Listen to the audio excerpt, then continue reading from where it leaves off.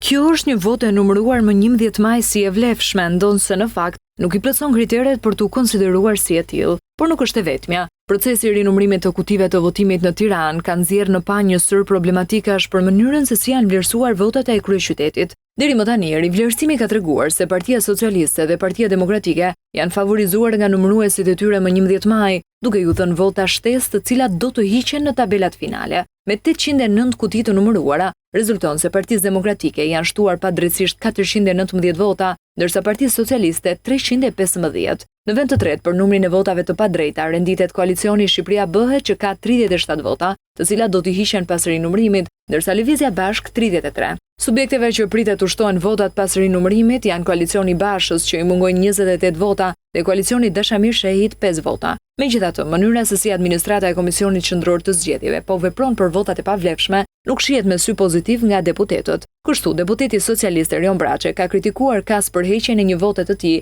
e cila në vend të kryqit brenda kutisë kishte një grafik. Lidhur me këtë pretendim ka reaguar antari i KAS Ledio Brao. Partia Socialiste, siç bëri edhe disa ditë më parë që bëri një kërkesë, mundi drejtohet KAS-it me një kërkesë tjetër dhe të kërkojë që çdo votë që ka një organ gjenital mashkullor apo femëror të konsiderohet nga KAS-i si e vlefshme dhe ne do shprehemi me vendim siç u shprehëm në rastin e parë.